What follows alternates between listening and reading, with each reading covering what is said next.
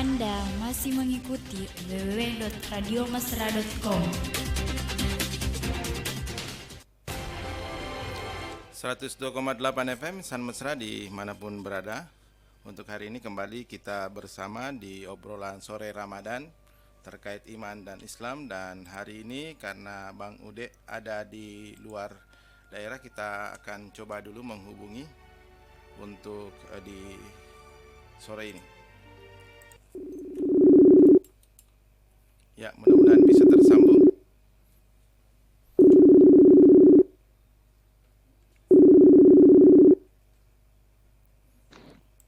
Halo, Assalamualaikum. Ya. Ya. Waalaikumsalam. Oke. Taib. Putar Ki. Karena miring. Ya, Dulu. harusnya ya miring dulu baru terima. Oh, begitu ya? Lebar, ye. Oh. Jadi, biar begini saja. Ya, begitu saja dulu. Oke. Oke, host silakan. Assalamualaikum warahmatullahi wabarakatuh. Waalaikumsalam warahmatullahi wabarakatuh. Selamat sore insan mesra dimanapun berada. Kembali kita Iya. bersua di sore hari ini pada program Obras, obrolan sore Ramadan bersama Bang Ude tentunya walaupun secara virtual. Apa kabar Bang Ude? Aneh ini, tidak ada Ki di samping kok. Itu tidak aneh, Ji. Jauh di mata, dekat di hati. Ya. Gumul dikit Kak. Seperti biasa, setiap harinya selama Ramadan kita akan mendiskusikan tema-tema menarik seperti tema kita pada sore hari ini terkait Iya. membangun generasi Qurani di era Iya, digital. betul. Ya, baik Bang Ude, bisa minta tolong Iya. agak menunduk dulu kameranya karena cuman hidung ke atas ini yang tersorot. Oke. Ya. Oke. Sudah bagus? Lewat sedikit. Kopiannya tidak dapat. Oke. Ya, oke. Ya. Sudah? Ya, oke, Oke. silakan. Dah. Untuk insan mesra dimanapun berada, Anda dapat bergabung bersama kami melalui akun Facebook Mesra Radio Parepare, dapat mengajukan pertanyaan di kolom komentar atau dapat langsung menghubungi kami melalui telepon atau WhatsApp di 0853 9535 0907. Sebelum kita memulai diskusi kita pada sore hari ini, mari kita dengarkan bersama Ananda Zikri untuk membacakan ayat suci Al-Quran. Taib. أعوذ بالله من الشيطان الرجيم بسم الله الرحمن الرحيم وإذ اعتزلتموهم وما يعبدون إلا الله فعوا إلى الكهف ينشر لكم ربكم من رحمته ويهيئ لكم من أمركم مرفقا وترى الشمس إذا طلعت تزاور عن كهفهم ذات اليمين وإذا غربت تقرضهم ذات الشمال وهم في فجوة من ذلك من آيات الله من يهد الله فهو المهتد ومن يضلل فلا تجد له وليا مرشدا وتحسبهم أيقاظا وهم رقود ونقلبهم ذات اليمين وذات الشمال وكلبهم باسط ذراعيه بالوصيد لو اطلعت عليهم لوليت منهم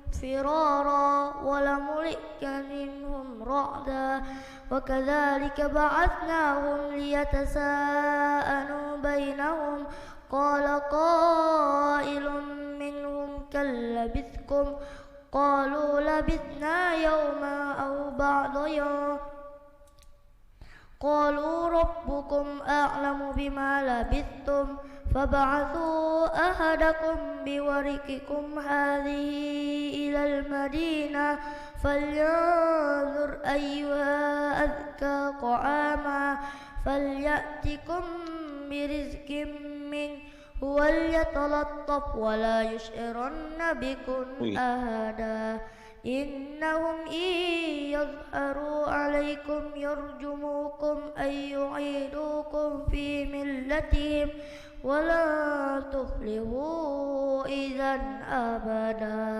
صدق Masya Allah. الله العظيم. Taib, taib, taib. Sadaqallahul Masya Allah. Sadaqallahul alil azim.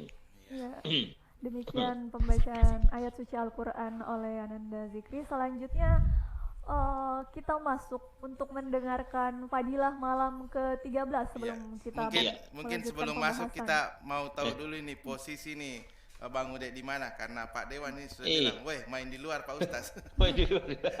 Saya lagi di Endre kang ini. Berapa hari Bang Ude? 1 hari. Bentar subuh selesai pulang. Berarti bisa ketemu Jannah besok. Iya. Siap. Besok insya Allah saya cuma 1 malam di Masjid Agung di Endre kang ini. Memang ada jadwal beberapa bulan di Parepare yang ada di sini. Oke, silakan. Iya. Taib. Baik, insya Allah. Bismillahirrahmanirrahim. Assalamualaikum warahmatullahi wabarakatuh. Waalaikumsalam. Alhamdulillah, alhamdulillahirabbil alamin. Wasyukurillah wala haula wala quwata illa billahil aliyil azim. Amma ba'du. Insya mesra di mana saja berada, bahwa sebentar malam kita berada pada malam yang ke-13 di bulan suci Ramadan dengan tema membangun generasi Qur'ani di era digital. Dengan fadilahnya, sebentar malam siapa yang bertarawih sebentar malam karena iman dan takwa kepada Allah, maka dia akan mendapatkan nilai pahala di sisi Allah, yakni dia akan datang pada hari kiamat sedang ia aman dari segala kesusahan. Jadi seluruh beban hidup yang berada di pundak kita itu nanti ketika kita sampai di hari kiamat tak ada lagi beban kecuali hanya kenikmatan. Segala kesusahan akan dihilangkan oleh Allah Subhanahu wa taala, yang ada adalah tinggal kenikmatan ketika kita akan menghadap kepada Allah Subhanahu wa taala. Ini bisa dibayangkan Bang Dimas dengan Isa Mesra, Ananda Nurjana dengan Fikri, ketika Anda misalnya memikul karung di atas pundak, kemudian disuruh menghadap ke orang tua atau ke pimpinan, kira-kira itu berat, itu luar biasa. Tetapi ketika pimpinan mengatakan hilangkan semua karung yang kupikul itu, lalu engkau berjalan ke arahku, maka kita pun cepat untuk datang kepadanya. Gambarannya beginilah kita nanti di akhirat. Di dunia mungkin barangkali berat kita kehidupan kita, tapi ketika kita sampai ke akhirat dan Allah menyuruh kita menghilangkan seluruh beban dalam pundak kita, dalam kehidupan kita, maka terasa ringanlah kita menghadap kepada Allah Subhanahu wa taala. Demikian, iya. Iya. Terkait tema hari ini Bang Ude, membangun generasi Qur'ani di era digital. Oke. Taib. Saya ada pertanyaan. Oh iya, silakan. Kalau misalkan saya tidak hafal Quran, tapi berusaha berakhlak seperti akhlaknya Al-Quran, bisa nggak saya dikatakan sebagai ahli Quran? Menghafal juga. Ahli Quran. Iya. Nabi itu gini, Nanda Nurjana, Nabi itu bahwa Rasulullah itu dikatakan sebagai Al-Quran yang berjalan. Kenapa? Karena dia hafal Quran dan dia menerjemahkan Al-Quran dalam kehidupan sehari-hari. Tapi yang paling tinggi sebenarnya kan ada beberapa tingkatan. Pertama, membaca. Itu kan paling tinggi. Ya, membaca tanpa menghafalnya. Yang kedua adalah menghafal. Tingkatan yang paling tinggi adalah menghafal dan mampu mengaplikasikan seluruh isi kandungan Al-Quran dalam kehidupan sehari-hari. Nah, makanya kalau kita tidak mampu menghafalnya, minimal kita bisa melaksanakan ajaran Al-Quran. Sehingga itulah Rasul Shallallahu Alaihi Wasallam selalu dikatakan ketika ditanya bagaimana akhlaknya Nabi, lalu apa kata Aisyah, wa innaka la'ala khuluqin azim. Nah, Allah berkatakan sesungguhnya Nabi itu memiliki akhlak yang paling mulia. Tapi ketika Aisyah ditanya bagaimana akhlaknya Nabi, lalu apa kata Aisyah? Bacalah Al-Quran. Kalau kau baca Al-Quran berarti engkau sudah membaca seluruh akhlak daripada Rasulullah Sallallahu Alaihi Wasallam. Jadi meskipun misalnya kita tidak mampu menghafal Al-Quran, tetapi ada 1-2 ayat yang bisa kita terjemahkan dalam kehidupan kita sehari-hari. Contoh saja, Ananda Nurjana dengan Fikri atau Bang Dimas, Insya Mesra di mana saya berada, bahwa ada ayat Al-Quran menjelaskan kepada kita tentang makan dan minumlah. Itu kan perintah Allah. Iya. Tetapi jangan berlebihan. Nah sekarang konsepnya, pernah nggak kita melaksanakan berhentilah makan sebelum Anda kenyang? Pak Ustaz. Itu kan jadi masalah sekarang kan. makin nikmat makin kita hantam. Tapi Nabi praktekkan itu. Nabi tidak pernah langsung terlalu kenyang, tapi begitu Nabi sudah makan, meskipun tidak kenyang, beliau langsung berhenti. Kenapa? Karena di balik kenikmatan sesaat yang seperti itu, ternyata bisa saja mengandung penyakit ketika dalam makanan itu kalau kita berlebih-lebihan. Sehingga itulah kenapa Allah mengatakan, makan dan minumlah, kulu washrabu, wala tusyrik billah, dan janganlah engkau menyekutukan Allah. Maka bentuk menyekutukan Allah ini banyak macamnya, termasuk ketika kita mubasir, termasuk ketika kita berlebih-lebihan makanan. Makanya itu hal-hal yang harus kita perbaiki dalam utamanya untuk generasi kita, meskipun dia mampu membaca Al-Quran, tetapi yang diharapkan adalah bagaimana kemampuan anak-anak kita, generasi kita, mampu menerapkan ajaran-ajaran Al-Quran dalam kehidupan sehari-hari. Oke. Silahkan. Silakan. Assalamualaikum. Waalaikumsalam warahmatullahi wabarakatuh. Bang One, silakan Bang One. Lagi di mana ini Bang Ude? Mas lagi di Endrekan ini Bang. Oh, saya kira di daerah Mandar lagi. Wah, belum. Jadi 10 terakhir. kalau orang Ya. barat itu, Ude, Iya. kumat tidur itu yolo nama tengah pandre, biasa ngelepak sih. Tapi kumat tuh Ya. kita pena Mario. Iya. Katanya belum kenyang. Jadi itulah bedanya ya. Jadi begini, Iya. kita tadi menyatakan malam ini semua beban itu lepas, walaupun Iya. kita miskin di dunia ya. Iya, Tapi betul. ini kan banyak bentuk kekufuran dengan kemiskinan. Iya. Iya. Orang miskin banyak yang memang karena miskinnya berbuat macam-macam. Iya. Jadi orang kan punya nafsu semua Bang Ude. Iya, iya. Oke. Iya. Ini nafsu kadang susah dikendalikan. Contoh, angka Ya. motorona melotona, angka otona meloi oto makan jahe. Itu Iya, tidak iya, ada iya. masalah. Yang Ah, ah. jadi problema itu Bung Ude, angka na bini nasi belum mau Melos. dua. Bampai. Bampel lah. Baru ada kata rumput tetangga lebih hijau daripada rumput di rumah. Istilah ya. Baru dia pegang kata-kata apa kelakuan Nabi adalah sunnah. Jadi Iya. Nabi kan itu 4 kali kawin. Jadi Iya. banyak orang berpikir Nikah. kalau kita mau ikut sunnah Nabi berarti 4 kali kawin. Nikah. Jadi pertanyaan saya ke Bang Iya. Ode begini. Bagaimana bentuk kita sebagai ustadz yang istilahnya punya nama di Parepare menjelaskan menghadapi Ah. nafsu yang begini. Karena nafsu ini susah dihadapi sebenarnya. Karena meloki mita si makunre makanja meloki sih. Jadi bagaimana ini supaya laki-laki ini menghilangkan selingkuh dengan nafsunya yang kita. Ya, oke. Kalau katanya anak Ya. muda, men still men. Iya. Oke. Iya. Taib. Gitu ya. Iya, menghadapi nafsu yang tidak puas. Udah puas. Iya, salah satu bentuk nafsu yang cara Allah mendidik nafsu kita itu dengan ibadah puasa. Kan gini, kemiskinan bisa membawa kepada kekufuran. Sehingga apa kata Rasulullah, kadal fakru ayakunal kufran. Kemiskinan itu bisa membawa kepada kekufuran. Makna kemiskinan di sini adalah miskin iman, ya. Bukan hanya dalam skop miskin harta, tapi miskin iman. Sehingga orang kalau miskin iman, ya nafsunya pun akan berubah, nafsunya akan bergejolak, nafsunya akan menjadi sesuatu yang liar, ya. Iya. Tapi ketika nafsu itu dididik, ingat nafsu itu bukan satu, ada 3. Pertama ada namanya nafsul lawwamah, nafsul mutmainnah, dan nafsul ammarah. Yang paling tinggi adalah yang paling diridai oleh Allah itu adalah nafsul mutmainnah. Ya. Irji'i ila rabbiki radiyatan mardiyah fadkhuli fi ibadi wa dkhuli jannati. Jadi ini nafsu yang mendapat petunjuk dari Allah Subhanahu wa taala. Nah, sekarang bagaimana meminimalisir nafsu ini sehingga tidak menjadi liar sebagaimana yang dinyatakan Bang One yang kana binina min umpi. Ya. Kalau itu yang kita lihat, sebenarnya dia juga to masusah monro kulino. Megang itu maperri Iya. Maya satu perri Bang Dimas. Iya. Io riasa to maparri angkana motoro na melo si melioto maparri. Maparri asan ya roh. Iya, iya. Jadi nasusaya lena. Artinya keinginan itu kan nafsu saja.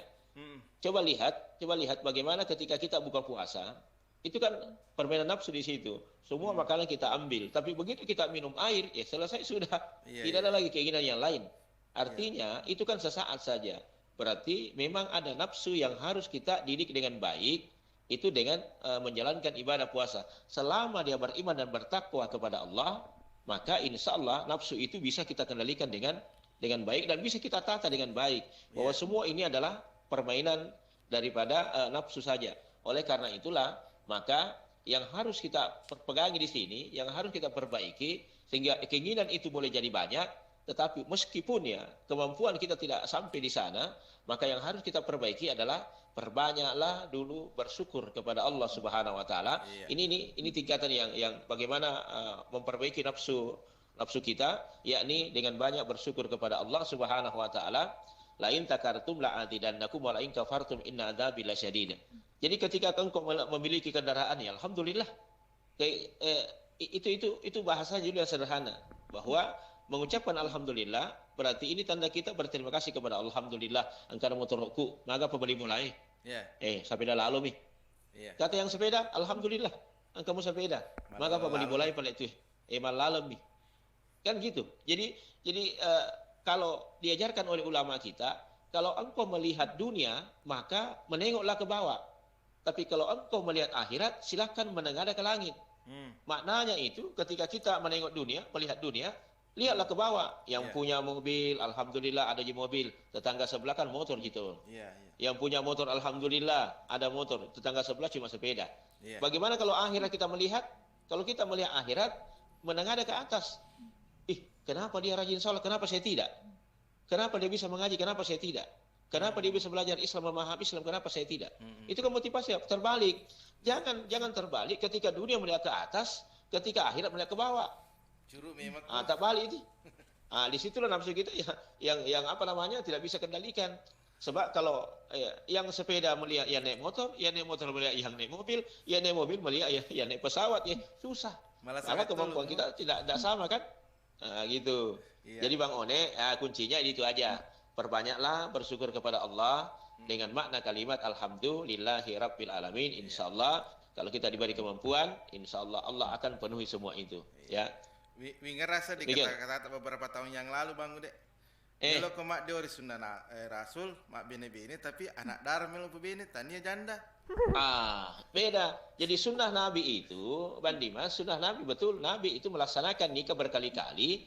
Itu bukan karena kemauan nafsunya. Bukan nafsu yang main di situ, Besti.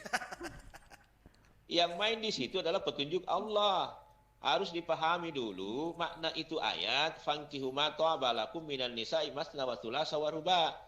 Bahwa Allah itu membolehkan menikahi perempuan itu disebutkan kata dua, masna. Wa thulatsa 3, wa ruba' 4. Oke? Kalau ada penelpon silakan. Jadi kita jalan. Ya. Halo. Assalamualaikum warahmatullahi Pak Ali. Waalaikumsalam. Waalaikumsalam Pak Ali. Ali di Lembang Pindrang. Iya. Siap. Coba Iya, pun siap. mereka. Ustaznya lagi di luar kota ya. Ya, lagi di Endre kayak gini Pak Ali. Bukan kendala untuk terlaksananya acara ini. Mantap, boleh. Teknologi makin canggih. Bisa kelihatan. Itulah era di digital. Facebook. Lah, era digital. Ini media satu ini tidak pernah tertinggal. Selalu ikut perkembangan zaman. Radio, tonton apa Iya, yang Anda dengar. betul. Jadi begini. Ya, oke. Pak Ali, silakan. Selalu ada anjuran apabila seorang imam memimpin satu jemaah dianjurkan supaya membaca surat-surat pendek. Oh, sudah iya. Iya. Jadi bagaimana dengan orang yang melaksanakan salat tarawih yang hanya 9 menit 20 rakaat? Bagaimana ini? Itu dengan nasi rakaat. Iya. Iya. Wah juga is. Taruh 9 menit ya? Iya. 9 menit 20 rakaat. Sebenarnya di sini yang dimaksud di sini adalah imam itu membaca surah pendek, artinya surah pendeknya itu tetapi bukan dengan membaca satu napas, tetapi dia harus punya tajwid. Tiba-tiba kalau kita misalnya tarawih hanya 9 menit atau sekian menit selesai menjadi 8 atau yang sampai 20 malah, yang 15 itu yang viral dulu. Itu kira-kira bagaimana membaca adab daripada membaca ayat-ayat Al-Quran, terutama Al-Fatihah. Iya. Ya. Al-Fatihah saja satu napas, itu dianggap kita kurang beretika atau kurang beradab. Paling sedikit itu, yang kita tempat singgah-singgahnya itu membaca Al-Fatihah 3 kali. Yang paling bagusnya adalah 7 kali. Alhamdulillahirabbil alamin. Berhenti lagi. Ar-Rahmanir-Rahim. Kalau kita hanya maju satu napas, itu kan dianggap apa namanya? Istilahnya kan gini, itu kan kalau dalam bahasa administrasi, dalam pemerintahan, itu kan proposal kita kepada Allah. Kita ajukan proposal itu kepada wali kota, lalu dibaca RPI, kira-kira macet ke wali kota atau micawai. Dan seperti itu. Makanya kita hanya mengajukan itu baca pelan-pelan, sesuai dengan tajwidnya. Makanya itu makna dianjurkan surah-surah pendek, artinya bahwa ada beberapa jamaah yang memang tidak sanggup berdiri lama. Di situ ada jamaah orang tua, ada anak-anak, ada yang setengah baya, ada remaja, ada anak muda. Itu tidak sama semua kemampuan. Sehingga itu anjuran Nabi adalah bacalah surah-surah pendek agar mereka juga tahu, mereka hafal, dan kalau imam itu salah, mereka mudah sekali itu diluruskan. Sebab ketika imam membaca surah panjang, Anda yang imam yang hafal, lalu jamaah tidak hafal, ketika nanti mengalami kesulitan atau tasak tak bacaan, siapa yang meluruskan sementara jamaah juga tidak hafal? Itu maksudnya. Ya, sehingga itu kebijakannya adalah bacalah surah-surah pendek. Makanya kalau kita tarwih, ya bacalah surah-surah pendek. Boleh jadi ayatnya adalah Quran yang besar, tetapi dia hanya mengambil satu ayat. Itu pun surah-surah pendek sebenarnya. Ya, maknanya di situ. Jadi silahkan, dan anjuran itu kita pakai, cuma jangan tarwihnya 9 menit, 10 menit selesai. Itu tidak tumaninah. Ya. Bacaan sholatnya pun kita harus baca dengan baik dan lembut. Nah, bukan dengan kasa yang tergesa-gesa. Oke, demikian Pak Aldi. Iya. Ya. Saya sebelum berlanjut ini Bang Ude, saya menyapa dulu ini beberapa yang sudah bersama kita. Johanna Mr. Darwis, Pak Kamaluddin Kadi, Firman Tulusang, Idan Dista Putri, Pak Konrad Radioe, kemudian Pak Kulino Misulo, Lawanda, Esti Kuswardani, Rahmawati Palewai, dan juga Asnita Lina Lintar. Iya. Iya. Kita lanjut tadi yang tentang yang poligami itu, bahwa Rasulullah Sallallahu Alaihi Wasallam itu sekali lagi beliau menikah. Oke, lanjut. Oke, Pak Ustaz, kembali. Jadi kita ini harus pakai namanya kartu KIS ya. Oh iya, KIS. Indonesia Syukur, kartu Indonesia Sabar. Jadi kartu Indonesia Sehat ya. Bicara mengenai bantuan ini ke orang miskin, Pak Ustaz. Iya. Kan ada bantuan pemerintah sudah dikasih bantuan. Tapi bagaimana kalau dia menjual nabalur bantuannya dengan alasan meluat ke negara pakai bola? Jadi ini pertanyaan saya, apakah masyarakat yang salah atau pemerintah memberikan bantuan tapi tidak mencukupi apa kamu pakai bola melu nawaja? Jadi nabalur bantuannya itu membayar sewa rumahnya daripada suruh mandi ke pakai bola. Jadi itulah namanya masyarakat kadang mau diperbaiki tapi dia jual itu bantuan. Bagaimana itu Pak Ustaz? Iya, hukumnya ya. Iya. Oke. Bang One. Amang poligami. Gini, bantuan itu biasanya kan berupa beras, ya. Ada bansos begitu. Kadang juga ada bantuan yang kayak BLT itu, bantuan langsung tunai, uang 300.000 dulu. Nah, kalau ini dilihat persoalannya, Bang One, Isa Mesra, bahwa kita ambil dalam kaidah fikih asimah warusah. Makna asimah warusah itu kita ambil mana yang lebih penting dan mana yang dianggap sebagai hukum, mana lebih banyak manfaatnya daripada maslahatnya. Makanya ketika bantuan ini boleh jadi ada yang bisa dia makan, taruhlah dia dikasih bantuan beras sekitar 5 kilo. Tetapi mendesak juga adalah uang sewa rumahnya. Dan Iya. ketika dia tidak membayar uang sewa rumah, maka dia disuruh keluar dari rumah itu. Maka ini dalam kaidah asimah war rukhsah dalam masail fikih, maka boleh mendahulukan yang darurat. Jadi kita ambil dulu itu, tidak ada salahnya. Bantuan itu kita jual, boleh hukumnya, karena ini sifatnya darurat. Karena bantuan ini boleh jadi ada yang bisa saya makan meskipun bukan bantuan ini, tapi karena sifatnya darurat maka boleh saya jual ini untuk menutupi yang satunya, yakni sewa kos atau sewa rumah itu. Sebab kalau saya tidak bayar maka saya tinggalkan rumah itu. Boleh jadi ada yang saya makan, di mana kan semua tinggal meskipun ada yang saya makan. Ya, itu kan maksudnya seperti itu. Jadi bukan kita apa sama masyarakat bahwa mereka tidak peduli dengan bantuan yang diberikan, tidak. Tetapi mereka justru terbantukan ketika ada bantuan yang datang, cuma dia alihkan bantuan itu untuk mengenai masalah sewa rumahnya. Dan itu hukumnya boleh dilakukan seperti itu. Bukan berarti tidak menghargai pemerintah, justru dia sangat berterima kasih dengan adanya bantuan itu karena dia bisa melunasi hutang atau sewa rumahnya. Hutang itu wajib, ya, bisa mesra. Hutang itu wajib, al-wa'du dainun, janji itu adalah utang. Ya, maka utang itu adalah mana yang lebih, kalau kita lihat dalam fikih itu, mana yang sunnah, mana yang wajib, maka kita tetap mendahulukan yang wajib dulu baru yang sunnah. Makan itu sunnah, tapi sewa rumah itu adalah wajib, maka sewa rumah dulu yang kita bayar. Sebab itu berdampak kepada yang banyak. Kalau makan itu bisa berdampak 1-2 orang saja, tapi kalau sewa rumah semua penghuni rumah harus keluar dari itu. Nah, disitulah kita mengambil kebijakan yang sebijak-bijaknya bahwa tetap masyarakat berterima kasih dengan adanya bantuan yang diberikan pemerintah, terutama itu KIS ya. Kartu KIS. Sekarang kan Bandimas banyak kartu ya sekarang. Iya. Ada KIT, ada KIS, ya banyak. Jadi BPJS. selama ini ada kartu, ya luar biasa. Ada orang tua ditanya, Pak, gimana dengan kartu KIS-nya ini, Pak? Ya, alhamdulillah. Selama banyak ada kartu yang diedarkan oleh pemerintah, alhamdulillah anak saya sekarang sudah pintar main kartu katanya. Baik Bang Ude, sebelumnya kita ada titipan pertanyaan. Ya. Dari Wak ya. Apa itu? Mau tanya Ustaz, betulkah kata orang bahwa kalau kita sudah meninggal kita masih bisa melihat orang yang datang melayat ke rumah kita? Iya. Kenapa? Kalau sudah meninggal, roh itu iya. bisa kita rohnya bisa melihat orang yang melayat. Iya. Kita yang meninggal bisa yang Iya.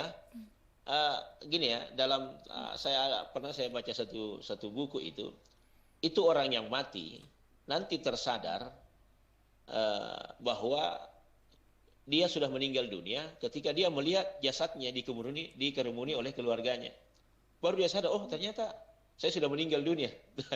Jadi ada juga riwayat yang menjelaskan dalam kitab itu bahwa ruh itu selama 40 hari itu bolak-balik antara rumah dengan kuburan. Dia lihat dia terus. Jadi termasuk dia lihat keluarganya, dia datang berkunjung ke situ. Ada yang menjelaskan bahwa sampai 100 hari.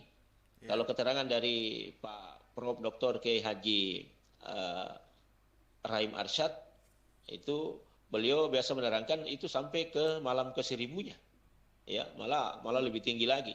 Sehingga itu Gus Dur itu pada saat meninggal dunia itu sampai diambil haulnya yang ke-1000-nya oleh Gus Durian ya, istilah pengikut Gus Dur itu di Jawa. Bahkan ditunggu di kuburannya itu sampai 40 hari 40 malam. Jadi selama 40 hari itu tidak pernah sunyi kuburannya itu Gus Dur. Kenapa? Karena ya dia saking hormatnya beliau sama yang namanya seorang Gus Dur ya. Ya makanya di Jawa itu ada namanya Gus Durian ya, pengikut Gus Dur. Jadi ruh orang yang meninggal itu tetap akan datang kepada keluarganya. Tetapi setelah masa 40 hari itu tidak lagi datang ke rumahnya.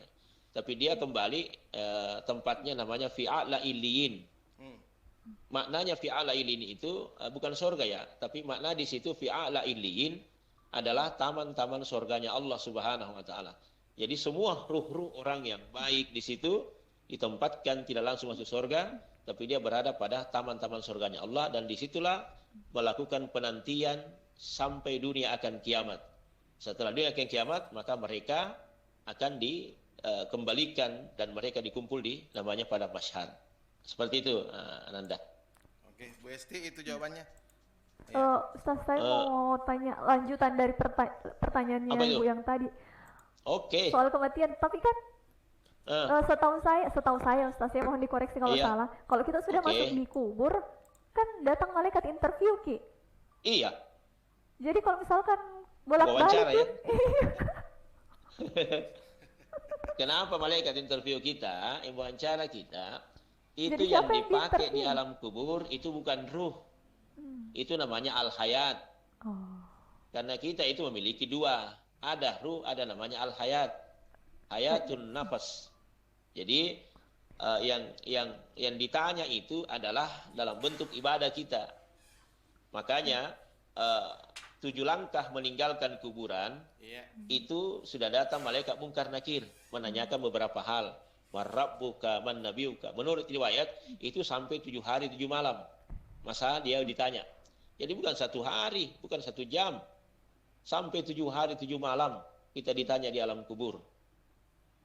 Makanya itu yang umum kita ketahui yang dibahas dalam hadis itu ada 4 saja. Marrabbuka, siapa Tuhanmu?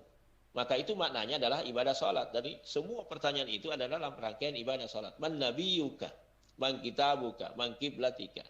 Kan semua ada seperti itu. Tetapi yang umum, tetapi ketika dia sudah sampai 7 hari ditanya di alam kubur, maka dia balik dan ruhnya itu kembali ke rumahnya, ke kediamannya. Tapi ada mengatakan tidak, karena ruh itu kembali kepada asalnya yang namanya ruh. Tapi yang ditanya di alam kubur adalah jasad kita diberi oleh Allah sekedar kehidupan. Namanya al-hayat saja. Nah, itu. Jadi bukan ruhnya ya. Itu. Oke, Ananda. Oke, Bang Ude, saya ada pertanyaan Iya. juga. Siap. Ini kan sebagian generasi kita, saya tidak tahu di depan saya masuk apa tidak, bahwa menganggap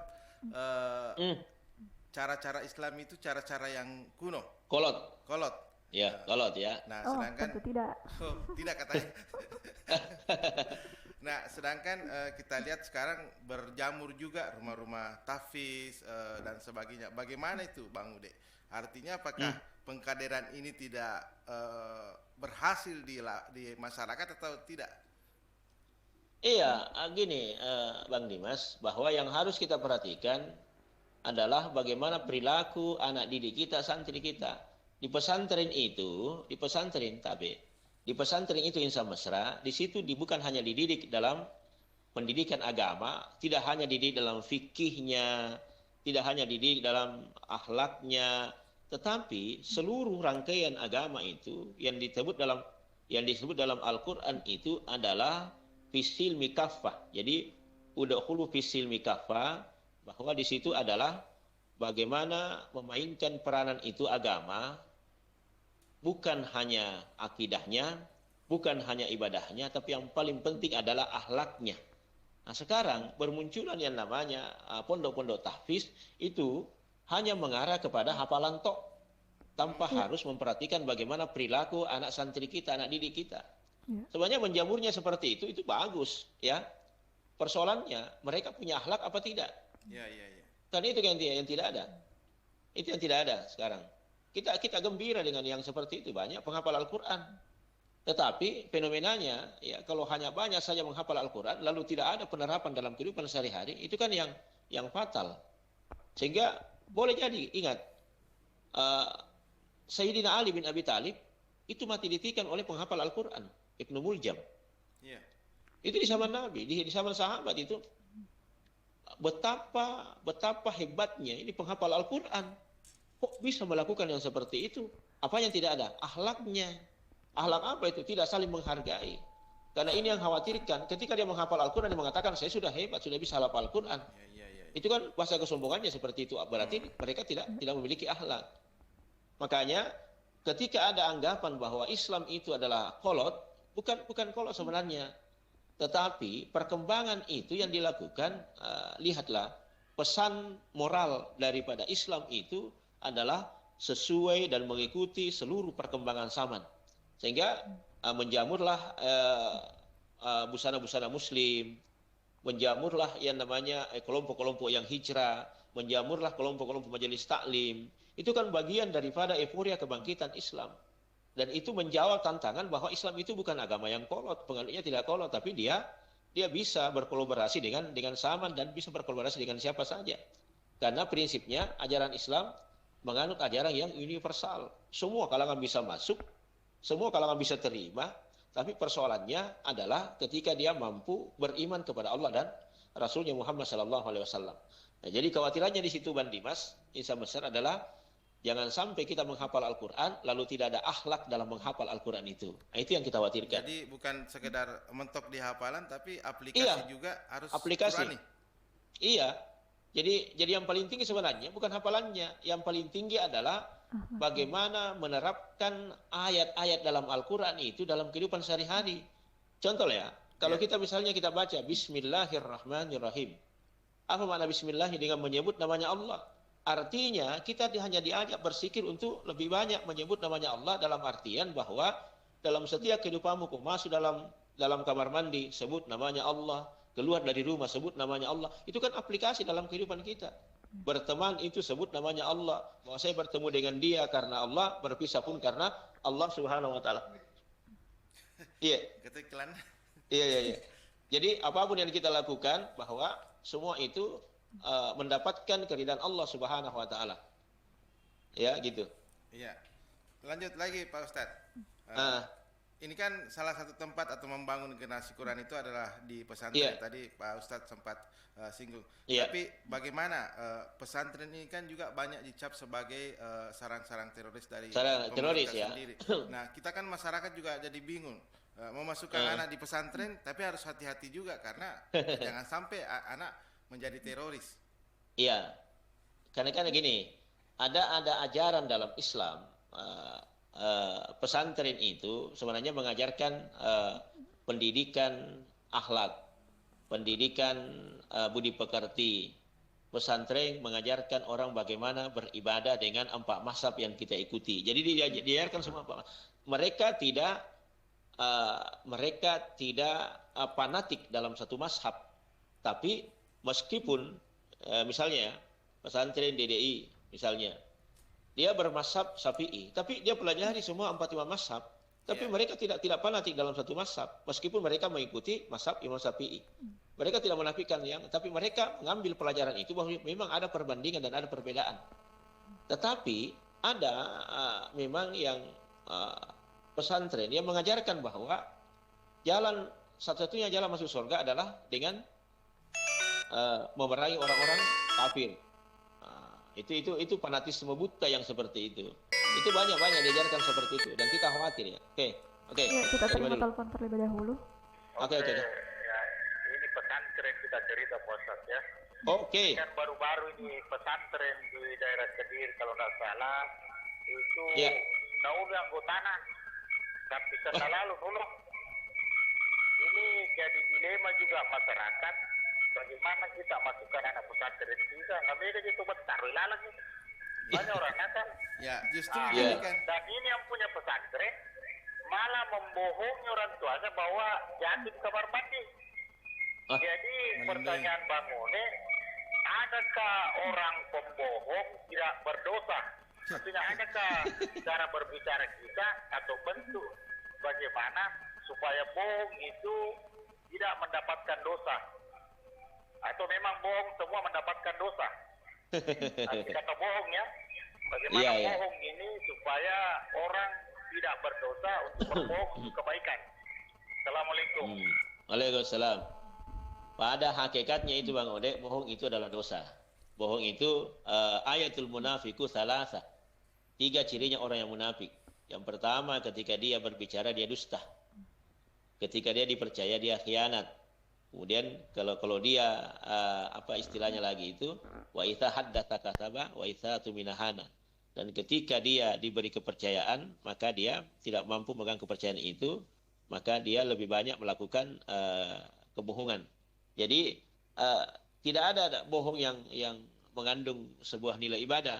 Meskipun dalam hadis itu pernah ada kisah bahwa katanya Nabi pernah berbohong dengan artian ada orang yang dikejar lalu mau dibunuh, lalu dia berada di belakangnya Nabi, lalu dia bersembunyi, lalu berhadapan dengan orang itu ditanya, Rasulullah, tidakkah kau lihat orang yang seperti ini ciri-cirinya?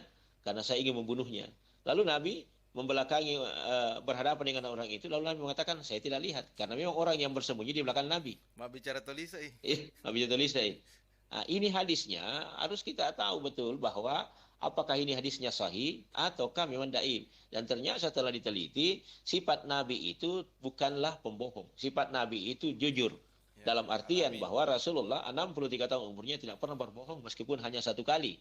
Artinya hadisnya adalah dhaif. Kalau ini dijadikan landasan hukum bahwa boleh berbohong kalau menyelamatkan orang lain, maka itu pun bisa kita pakai. Termasuk itu yang di pesantren yang viral itu, dia bisa pakai yang seperti itu. Katanya jatuh di kamar mandi padahal terjadi penganiayaan atau intimidasi kepada rekan-rekan daripada santri itu. Jadi selalu kita mencari kambing hitam bahwa seperti ini. Dan harus diingat Isa Mesra bahwa orang-orang atau anak-anak kita, santri kita yang di pesantren, itu ibaratnya adalah bengkel orang. Hampir rata-rata orang tua memasukkan anaknya di pesantren, rata-rata nanti nakal. Ya, tidak jadi masalah. Tidak diterima di negeri. Iya. Dek paniterima ko sekolah lengge, dek kan nerima sekolah, maka deh pas patawan di pesantren ini betak tuh terpaksa nih. Yeah. Padahal ada konsepnya dulu Pak Prof. Muskabri dulu bagus sekali sebenarnya. Jadi kalau mau menjadikan anak santri kita menjadi ulama, maka itu kita harus saring itu orang masuk di pesantren. Berani pesantren menolak santri yang masuk. Dengan catatan itu diseleksi. Kalau dia ranking 1 umum di SMP atau ranking 1 umum di SD, lalu dia masuk pesantren, maka insya Allah outputnya bagus, inputnya bagus, maka dia outputnya juga akan melahirkan ulama. Kenapa? Karena memang cerdas masuk. Tapi kalau dia nakal masuk, disitulah peran pesantren bagaimana membina ini anak. Tetapi tidak sedikit juga anak-anak yang nakal masuk di pesantren, alhamdulillah terbina dengan baik, keluar bisa jadi ulama, keluar bisa jadi ustadz, jadi dai kondang lagi, ya kan gitu. Adakah sekolah yang mampu kasih begitu siswanya? Kan jarang, kecuali di pesantren saja. Makanya tidak usah heran kalau di pesantren banyak orang nakal, karena rata-rata orang masuk anaknya anak nakal memang. Ya, dan disitulah dibina. Saya pengalaman di pesantren dulu berapa kali saya punya pakaian hilang, dicuri oleh orang, kompor kita hilang, tapi itu bagian daripada ujian kita. Ketika kita mampu bersabar menghadapi semua itu, maka insya Allah yang lebih banyak itu gantinya adalah ilmu yang kau dapatkan. Kan gitu. Ya. Tapi anak-anak sekarang kita kan manja dengan yang seperti itu. Artinya mereka tidak menganggap itu sebagai pelajaran. Jadi di situ pelajaran yang paling penting sebenarnya dalam dunia pesantren, pertama sabar. Yang kedua ulet. Ya, yang kedua ulet. Yang paling penting adalah ikhlas. Itu saja. Kalau kita mampu empat ya. Pertama, menjauhi kedurhakaan kepada orang tua. Yang kedua, kita sabar. Yang ketiga, kita ulet. Dan yang keempat, kita ikhlas. Maka engkau akan mendapatkan ilmunya di pesantren. Bagaimanapun nakalnya orang, kalau dia bisa terapkan ini yang 4, maka insya Allah bisa. Iya, ilmu capu-capu. Gitu. Iya, lanjut Pak Ustaz, terkait membangun generasi Quran di era digital ini. Bagaimana peran orang tua sendiri dalam hal ini kan menjadi mutlak, bahwa memang dari kecil memang orang tua harus melakukan hal apa agar mereka nanti terbiasa dengan Al-Quran, terbiasa dengan Islam. Iya, artinya gini, dalam masa kandungan itu kita sudah bisa mendidik anak-anak kita. Ada ulasannya almarhumah Prof. Sakia Darajat, bahwa beliau adalah tokoh pendidik ya dalam Islam, bahwa anak itu sebenarnya sudah bisa dididik dalam alam kandungan ketika dia sudah berupa manusia atau embrio ya, bisa saja seperti itu. Cara mendidiknya adalah anak itu dalam kandungan sudah melihat apa yang dilakukan oleh bapaknya.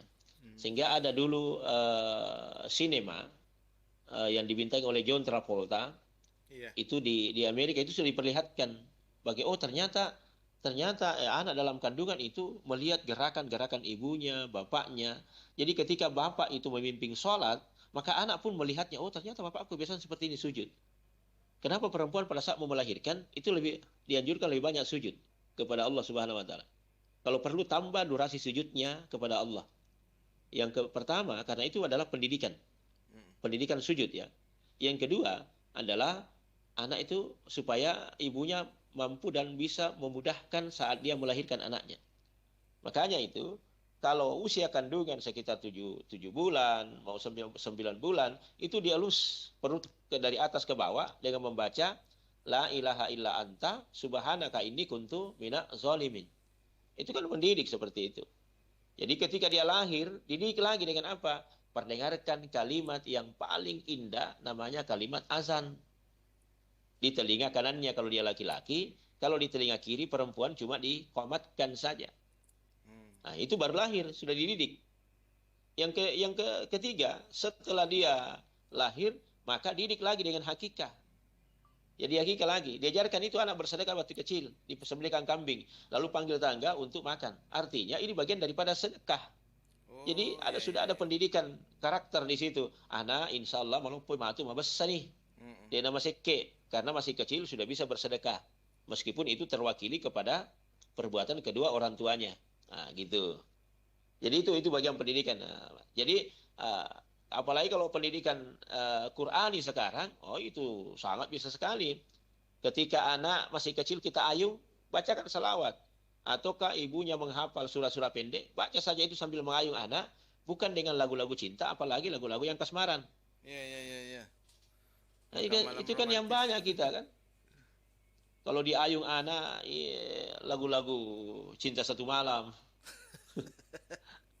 Lagu-lagu yang kasmaran. Artinya anak mentalnya menjadi mental cengeng. Ya, senama raja mental maluca napake. Maluca. Ya, seperti itu modelnya. Kemudian setelah dia paham dengan baik, maka didiklah dia dengan Al-Quran yang sesungguhnya. Ya, ajarkan dia bertanya bagaimana dia beradab, bagaimana dia berakhlak, bagaimana menghormati orang di sekitarnya. Orang Jepang, pendidikan pertama orang Jepang itu adalah pendidikan antri dulu. Iya, karakter. Malu orang Jepang kalau dia tidak bisa antri. Hanya itu saya dipelajari. Satu semester, hanya itu dipelajari orang Jepang. Kita Milo sededang, kalamannya menyalip. Itu bahasanya itu. Mapa mulai SD 55 nih mata pelajaran. Iya. Coba lihat pendidikan kita kan. Berapa pelajaran yang mau dikuasai oleh anak-anak kita. Sementara kemampuan anak-anak kita sangat terbatas. Mau belajar matematika, mau fisika, mau digabung semua itu. Lalu ketika mereka tidak sampai nilai tuntas, lalu senaknya guru mengatakan, bodoh bentong kok kau. Bagaimana mau kuasai 24 mata pelajaran, sementara guru hanya satu pelajaran yang kuasai. Bagaimana tidak hebat? Artinya bijaklah di sini. Boleh jadi anak-anak itu tidak ahli di matematika, tapi dia bisa di IPA. Ya, kayak gitu. Ada kalian yang khusus yang dipakai anak kita. Iya. Ya.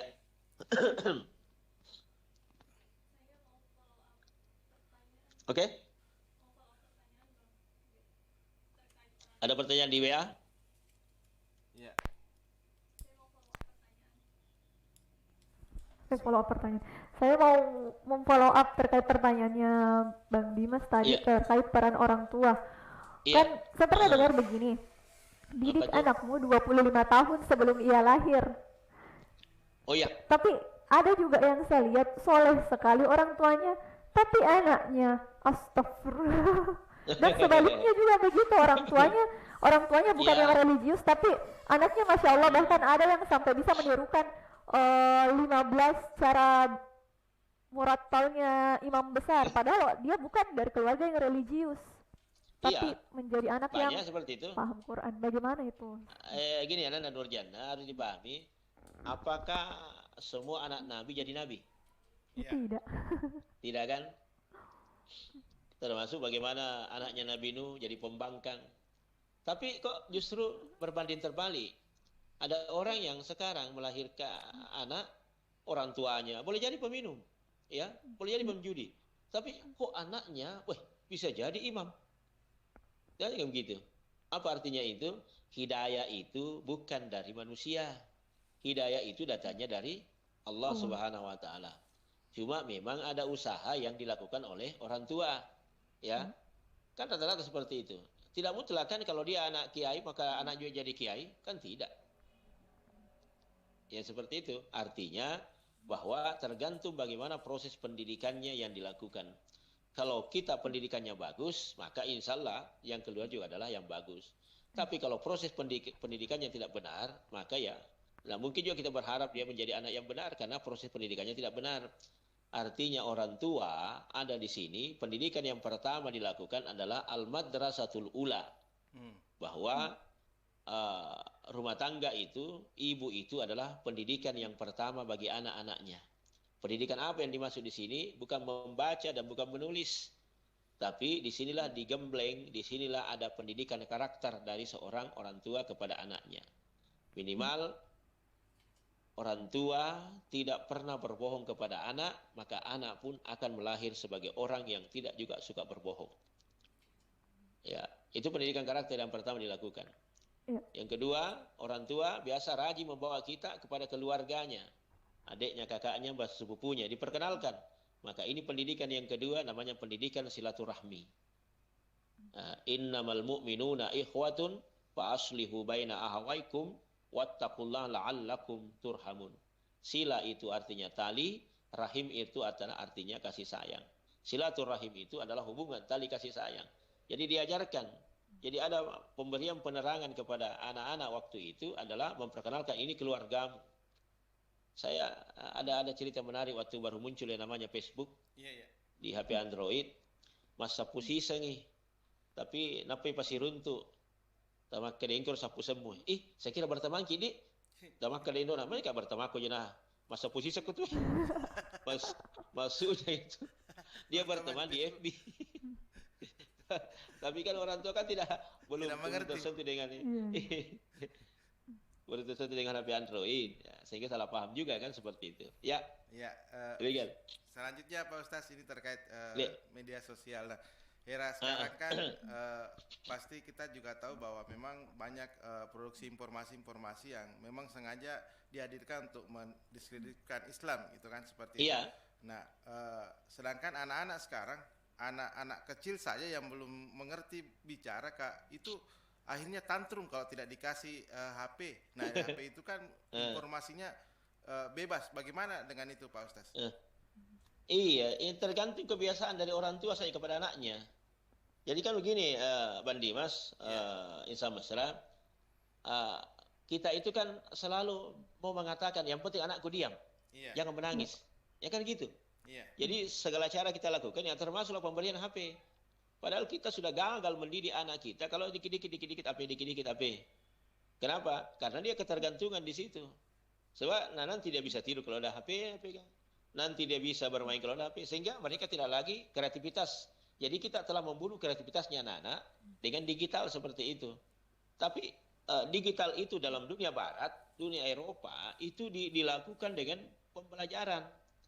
Jadi memang ada satu meja, yaitu pernah saya diberi penjelasan ketika kuliah yang dilakukan oleh Prof. Aris Munandar, itu memperlihatkan bagaimana sisi positifnya media sosial atau digital ini dalam dunia pendidikan. Bayangkan anak SD itu disiapkan meja komputer yang besar, mereka tidak bawa HP, tapi mereka berembuk itu di meja komputer itu, mengambil tugasnya masing-masing dengan layar sentuh. Itu betapa indah ketika mereka itu bermain bersama-sama dengan proses digital yang ada. Masing-masing mengambil tugas dan masing-masing mengerjakan tugas itu. Nah, anak-anak kita itu kan dicekoki saja dengan media sosial, dengan melihat hal-hal yang boleh jadi yang paling banyak dilakukan anak sekarang adalah main game. Yang itu kan main gamenya sekarang. TikTok. Mau tidak mau, ya, sedikit-sedikit main game. Artinya sudah itu mereka bosan main TikTok lagi. Kita tidak pernah mengarahkan, nak yang ini aku pelajari, nak yang ini bagus ditonton. Sesuai dengan porsinya anak-anak. Kalau dia misalnya masih nonton yang film kartun, ya perlihatkan saja kartun-kartun yang seperti itu. Bukan dengan main yang namanya main game. Karena itu kapan dia sudah tercokoki dengan masalah seperti itu, mereka tidak akan pernah lagi bergairah untuk melakukan proses belajar. Tapi mereka lebih senang dengan hal-hal yang instan saja. Orang tua kan bilang, generasi kita rusak. Iya, kebijakan orang tua di sini. Magatoni den dia apa aku deh pakuro nuremu dia itu namanya lo paja tetep mak jallo. Menangis itu Bang Dimas adalah anugerah. Biarkan anak menangis karena dalam menangis itu ada bahasa jiwa dan ada bahasa kesehatan. Kelak kita akan rindu dengan tangisan seorang bayi dan tidak ada lagi yang kita dengar. Ya. Jadi ya kan gini, kita itu orang tua selalu menganggap berbahaya kalau anak menangis. Oh tidak, menangis itu juga bagus. Bahkan Nabi menganjurkan orang menangis dengan dosa-dosa. Ya. Orang dewasa saja kalau menangis itu luar biasa, bisa memperpanjang umur. Sigmund Freud dalam bahasa psikologinya bahwa menangis itu bisa memperpanjang umur manusia, itu sejalan dengan hadis Nabi. Hadis saya mengatakan orang menangis sehat, bisa memperpanjang umur. Dalam psikologi, orang yang menangis itu bisa umurnya lebih panjang daripada orang yang malas menangis. Kenapa? Karena bahasa menangis itu mengeluarkan segala unek-unek beban hidupnya itu akan ringan setelah dia menangis. Iya. Anak bayi menangis itu jauh lebih sehat daripada anak bayi yang tidak menangis. Kalau ada anak dilahirkan kalau tidak menangis, kita apakan? Pasti dicubit baru menangis. Campai. Artinya itu kan kehidupan. Hidup orang kalau menangis.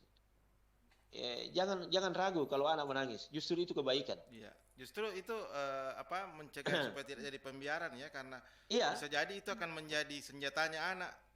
Iya. Pene yalingi pene dia yalingi pene terri tekan Pene dia, pene terri. terrika. Oke, ada pertanyaan? Silakan kalau ada pertanyaan.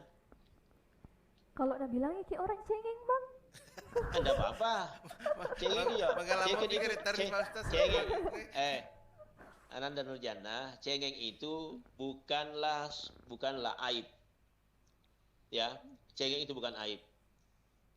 Saya biasa kalau baca buku, itu kadang-kadang menitiskan air mata. Kalau saya baca kisah-kisah Nabi, kisah-kisahnya sahabat Rasulullah, ketika sahabat Nabi ada yang dipanah, bahkan tubuhnya tidak menyentuh tanah. Kenapa tidak menyentuh tanah? Karena semua tubuhnya penuh dengan anak panah dalam keadaan perang. Nah, kalau kita baca itu tragis sekali. Lalu bagaimana Nabi itu ketika dilempar, kita baca di situ, kadang-kadang kita terbawa emosi, meneteskan air mata. Kita anggap cengeng? Tidak, bukan cengeng yang seperti itu. Ya, lebih baik cengeng daripada suka tertawa di atas penderitaan orang lain. Megala menonton film Korea Pak Ustaz jadi teri-teri. Tidak, kan kita perempuan hati dipakai. Ya, perempuan itu perasaan. Benar. Mau tuh lolos. Oke, sebelum kita pamit saya menyapa dulu yang sudah bergabung. Lanjut Oke. lagi, ini ada Ahmad Jaya, terima kasih. Susanto Parepare, Rahma Nasir, Jamaluddin Rasak, ada Anwar juga, teman lamanya Jannah, masih ingat? Oh, Anwar. Sudah Maunya juga jangan yang sapa-sapa itu. Dega kena keten nih ulun. Dan juga Mutmainnah. Oke, 5.30 closing Ya. mungkin Pak Ustadz. Baik, Insya Allah sebentar malam kita berada pada malam yang ke-13 bulan Ramadan dengan tema membangun generasi Qurani di era digital. Dengan fadilah sebentar malam, siapa yang beribadah karena iman dan takwa kepada Allah, maka dia akan datang pada hari kiamat sedang ia aman dari segala kesusahan. Membangun generasi Islam, membangun generasi Qurani di era digital, artinya pemanfaatan digital itu untuk mempelajari Islam. Sekarang meskipun orang tidak membawa Al-Quran, tetapi dia memanfaatkan HP Androidnya untuk membaca Al-Quran ketika dia menunggu dalam pesawatnya delay.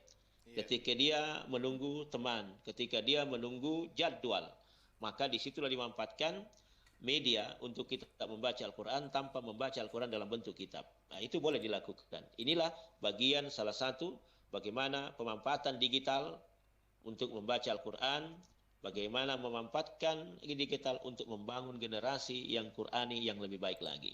Ketika ini bisa kita manfaatkan, maka kata kuncinya, Islamkan itu media sosial, Islamkan itu digital, Islamkan HP-mu, maka hidupmu pun akan tercerahkan oleh Allah Subhanahu wa taala. Demikian, Assalamualaikum warahmatullahi wabarakatuh. Waalaikumsalam warahmatullahi wabarakatuh. Demikian diskusi kita pada sore hari ini. Semoga banyak yang bisa kita petik dari ilmunya Bang Ude. Terima kasih atas waktunya Ya. Bang Ude, sekalipun kita Ada di berbeda lokasi. Acara ini dapat didengarkan kembali di channel YouTube Radio Mesra Parepare atau dapat Anda dengarkan langsung pada pukul 6 pagi di Radio Mesra 102,8 FM. Kami pamit undur diri. Terima kasih. Assalamualaikum warahmatullahi wabarakatuh. Waalaikumsalam warahmatullahi wabarakatuh. Anda masih mengikuti www.radiomesra.com.